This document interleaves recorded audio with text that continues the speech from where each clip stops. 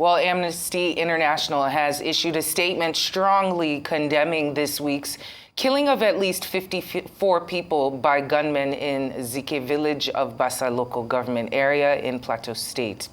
The statement described the scenario, saying along the way, the gunmen also razed villages and looted homes, destroying everything in their path. While those killed are being prepared for mass burials, more dead bodies are being discovered in the bush. It continues that many of the victims of the deadly attack that could not run, including the children and the elderly, were slaughtered and left in pools of their own blood. The inexcusable security lapses that enabled this horrific attack 2 weeks after the killings of 52 people must be investigated. Well, we're now being joined by former Director of Army Public Relations, Brigadier General Sani Usman, to share his thoughts on the fresh outbreaks of these genocidal killings in Plateau State and what are driving it, why have previous efforts to restore peace failed, and what new measures could be enacted to restore peace now. We're also going to be speaking about Governor Caleb Mutfwang's ban on night grazing and the movement of cattle and motorcycles in remedying the situation. Lots to cover this afternoon. Thank you for joining us this afternoon on Newsday. Thank you so much. Good afternoon. We saw the governor come on television to address the nation and to also put stricter measures concerning movement of indigents of Plateau State, especially around those communities.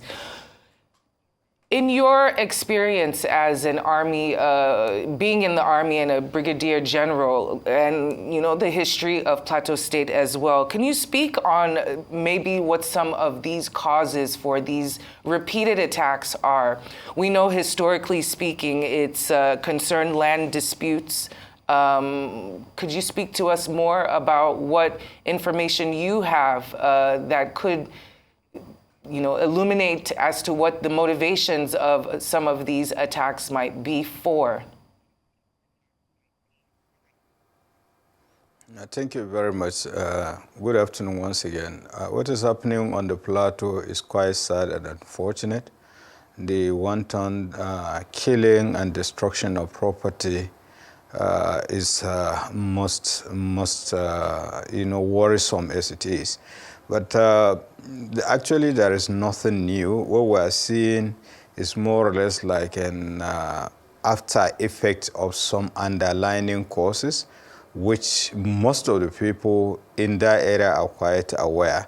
And there is nothing new to say other than the fact that we have had instances of such security challenges and so many, investigative panels and all the rest, and yet justice has not seemed to be done, and people are left on their own. But most importantly is the issue of addressing the root causes of these security challenges. We are all aware there are some vexatious issues that borders on control of resources, be it land and so on and so forth, the issue of settler and indigency.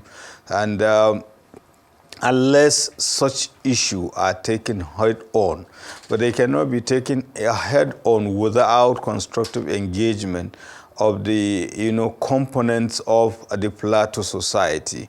That means there is need to engage each and every one so that they will understand the need for peaceful coexistence. Because even if you bring 1 million soldiers, 1 million policemen, they will not solve the problem.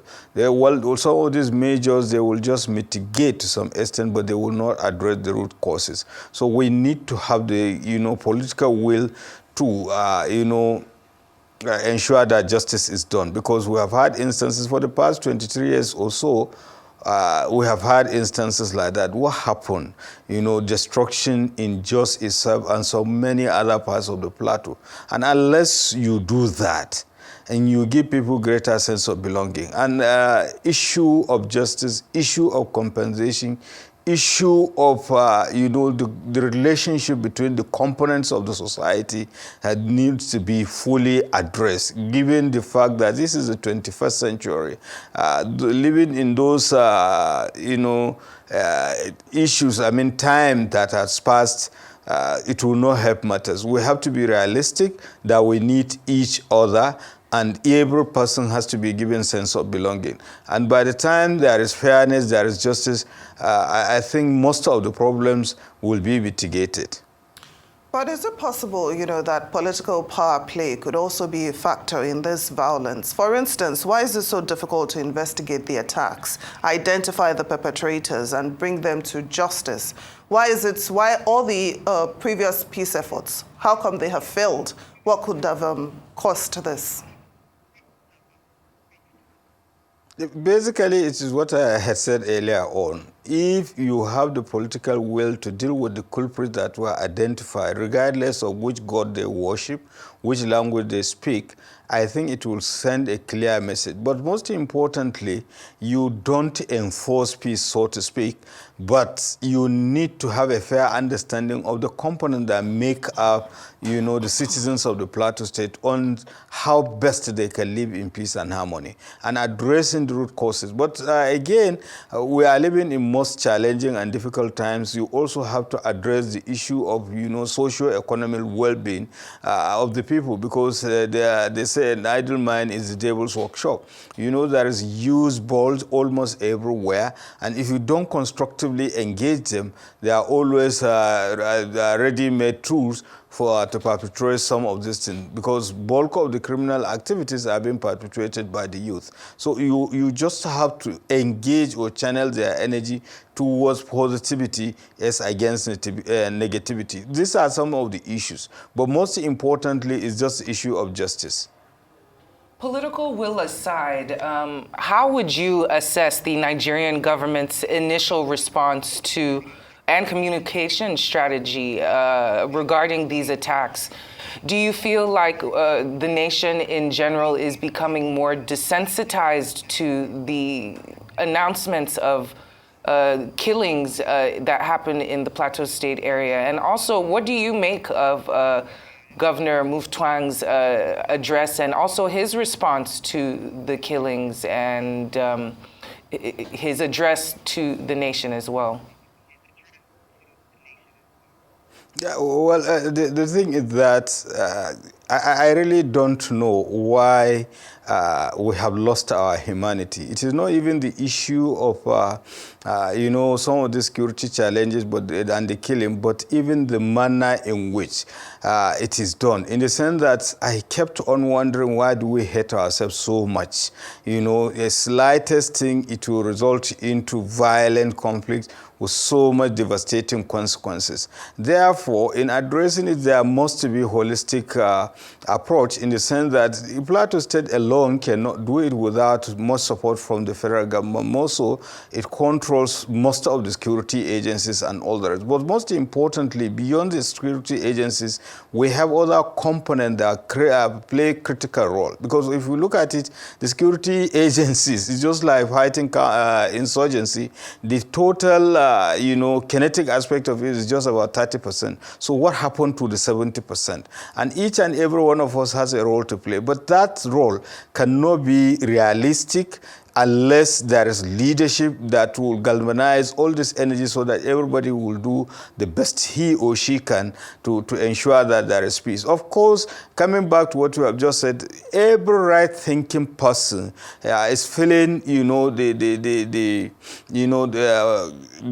impact of what is happening, not just in the Plateau, but everywhere else. So it is understandable. A leader, a state governor will be so concerned about, of course, he will try everything necessary possible to ensure that you mitigate it and restore law and order. But those measures, they are just in interim measure. We need to holistically look at this issue dispassionately and make sure that people live in peace by addressing the root causes of these conflicts and by paying compensation, ensuring that justice is done, so that people will be made to understand that we need each other. Now, What about, I'm wondering what burden of responsibility should our security forces bear? Considering how volatile the Plateau is, how come they cannot preempt these attacks and prevent them from happening? What does this say about their efficiency? Well, it is issue of efficiency, but one thing I want you to understand, I just rate the issue of dealing with security challenges of that nature over 100%. And the security forces, their job is just about 30%. Therefore, there is a significant percentage that is yet to be done by other components of the Nigerian society. So they are no spirit. They act on information. But even with information available to you, do you have the capacity to respond given the infrastructural deficit in some of these societies? Because in most instances, the most vulnerable communities are the ones that are far away from the city and big towns, so that they know that, of course, by the time they attack, before you reinforce, before you react, they must have disappeared or something like that. But that notwithstanding, the people that have been living there for some years, they have an inkling of what is going on, and they have an inkling of those who are behind it. So they are supposed to cooperate with the government and the security agencies so that whoever that is suspected to be having hand in it is investigated and brought to competent, court of jurisdiction and ensure that justice is done. These are the issues. So the security agencies, they are more or less like reactive than proactive, because unless things happen, you cannot just go and deploy them. And of course, in the process of deploying them, you have to look at the time-tested conflict resolution mechanism, because you do hear things. In most instances, there are early warning systems that ought to be in the place, and sometimes, take for instance, there are other areas that they are about to explore simply because of what happened in other places, poisoning of animals and all the rest of the thing, or even rustling, and of course, forceful, taking over people's properties or even their farmlands and so on. And unless you address that, you continue to have the same problem.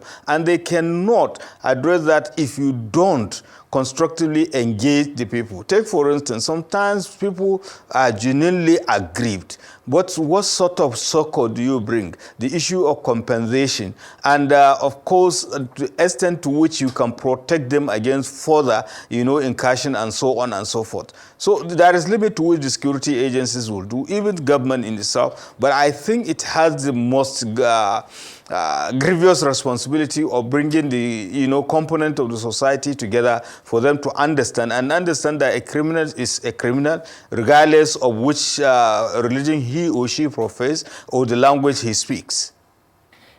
And also, do you think in terms of these individuals who are around those hotspots for attacks, so to speak, is there an issue with infiltration? Are they more sympathetic to some of the attackers? What is the dynamic there that allows for the information to not trickle down to the authorities, the police and the military, who could possibly be more proactive if they had information?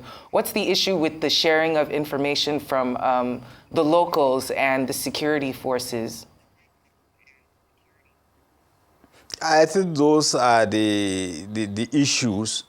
You look at the relationship, and some time ago, somebody was even asking the propriety of some of the security forces, assisting the people with certain infrastructural services. They were saying that they were supposed to protect the people instead of, assisting, in terms of educational system or provision of water and all the rest of the thing. You cannot, in this kind of, in dealing with security challenges of this nature, you have to give the people a sense of belonging. Let them have a fair understanding that actually you are there for them, so that they will be comfortable and trust you with an information, because in the past they have had experiences. They will give information, it will not be acted upon. Sometimes it will be detrimental to their well-being. So these are the issues that need to be. Then most importantly, synergy of effort among the security agencies. And I have seen quite impressive effort in that regard, but they need to continuously improve on it. But at the same time,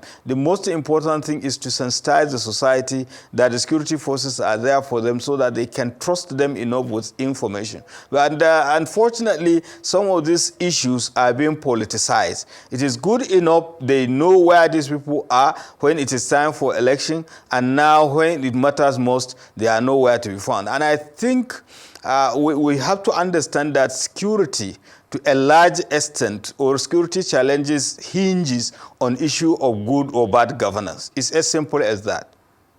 So what role can community leaders, traditional institutions, and civil society organizations play in promoting peace and stability in Plateau State? I think there is a need to bring them together. In fact, I was talking with someone, there were efforts. What are those best practices that were used, between 2009 up to the recent parts in the Northeast? The components of the society were brought together to understand that actually the Boko Haram insurgents, they do not mean well, they don't represent any religion, and everybody was on the same page. At the same time here too, unless we bring those opinion leaders, religious and traditional rulers, and people that matters in that society so that they will be on the same page. And these are people that have been living for, hundreds of years, together. So what happened? What is it that goes wrong? And that is why leadership is very important. You don't, give people impression that some people, they don't mean well and all the rest. I think the emphasis is for them to have the understanding that we need each other. So the leadership, religious, traditional, opinion leaders, the civil society organizations, they should bring them together so that they will sensitize the people. They will understand that to live peacefully is far more cheaper and more progressive than living in conflicts. Well, it seems that the governor has made some efforts in order to curb these actions, including banning night grazing and also movements from a certain time period at night. We've seen similar efforts like this years back in other states. I think it was Kano a couple years ago when there were cell phone calls were banned for a certain amount of time or monitored. These kinds of tactics and strategies, do you think they would be effective in this situation? And maybe what else could the governor be doing in order to try to mitigate these attacks before they occur again? I think he has to do what he has done, what he has done in the meantime. But there are two issues there. Issue of sustainability, and most importantly, when you are coming with measures or policies of that nature, have you done your homework well? Whether these are the right ways to go about it? Have you widely consulted to make sure that everybody has a buy-in, so that, because there are sacrifices that need to be made, there are effort and support on the part of the people. If they don't have the buy-in, if they don't have an understanding of it, you will end up having counterproductive measures. But most importantly, again, is the issue of policy somersault. You will see it tomorrow. Something else will be done to mitigate the crisis. And I think when we identify the best course of action, we have to follow it through. And by following it through, if there are resources needed to ensure its workability, we have to allocate those resources, and we monitor it to ensure that everybody that has a responsibility does that. I think we have said the time without number is just issue of, the political will to follow. But sometimes there are issues of political expediency. And I think when you are dealing with security challenges, let the people understand that security should take precedence above any other consideration, so that you can be able to talk about those things when the society is secure, and then you can think of development and all the rest of the things. So it's just a question of making the people to understand that really it is a collective responsibility. Government only leads and gives sense of direction, but to a large extent, everything lies with the people. And of course, the people have leadership, be it traditional, be it religious, be it even communal and professional and so on. And these are the building blocks. When you engage them, they will tell you exactly. Very well said. Retired Brigadier General Sani Usman, former Director of Army Public Relations. It's been a very engaging discussion with you. Thank you so much for joining us on Newsday.